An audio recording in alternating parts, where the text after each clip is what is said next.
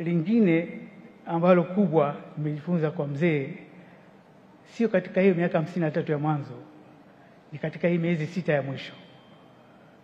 Tangu Novemba mwaka jana mzee alikuwa anasumbuliwa, akawa hayuko mobile,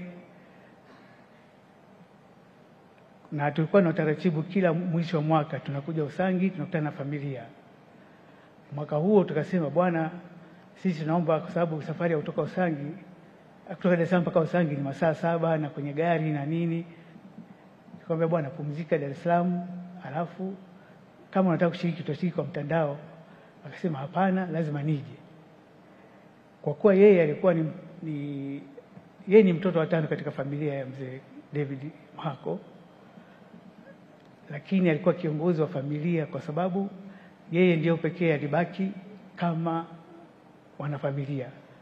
Kwa hiyo akasema tuje Usangi tufanye kikao cha familia, na katika kikao hicho akatengeneza mfumo kwamba mimi nataka kukabidhi uongozi wa familia kwa mtu mwingine. Kwa wanafamilia tukakaa, tukaamua kwamba tunakabidhi kigoda cha Mhako kwa kaka yetu Victor. Naomba kama yupo naomba asimame. Huyu ndio kiongozi wetu, na kwa hiyo tulipitisha mfumo na mzee akahakikisha tunajadili kila kitu, na nadhani ni miaka minne huo uongozi.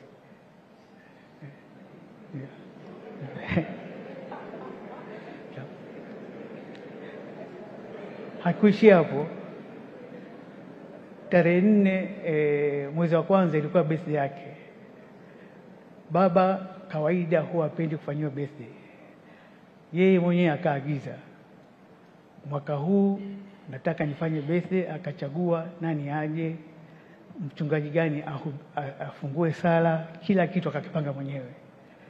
Na hapo tulipokuwa kwenye bahati nzuri tukafanya ikawa vizuri, na tulipokuwa kwenye hiyo birthday ilifanyika vizuri sana. Tukawa na majadiliano mengi kwamba watu wengi wanamwanga, wakasema tumfanye nini kumwenzi mzee. Tukawa na mawazo kwamba tumpe jina la bypass, sisi tumpe jina la bweni. Mwisho wa siku, kwa sababu yeye sio msaji mbele za watu, baada ya birthday kuisha nikamfuata nikamuuliza nini. Akasema nia yake yeye ajengewe chuo kikuu Mwanga. Na chuo kikuu cha aina gani? Akasema sio hivi vyuo vikuu vinavyotumia mitambo mingi sijui nini, tutumie brain power, ambacho alisema ni biotechnology au IT. Kwa hilo ndilo jambo alilotupa. Lingine alisisitiza sana hii benki ambayo kwa muasisi wake, mmoja wa waasisi Mwanga Hakika Benki. Hii benki tuikuze iwe sawa sawa na makina CRDB na kina NMB. Kwa hiyo hayo ndio nia yake ya baba. Sasa mimi katika hayo yote nimejifunza nini?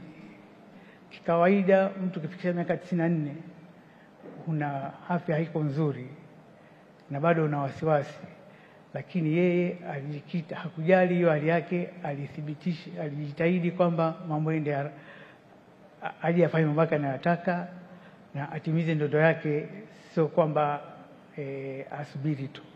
Na pia kilichojifunza zaidi kwamba aliweka kipaumbele kwa jamii zaidi, sio familia yake mwenyewe.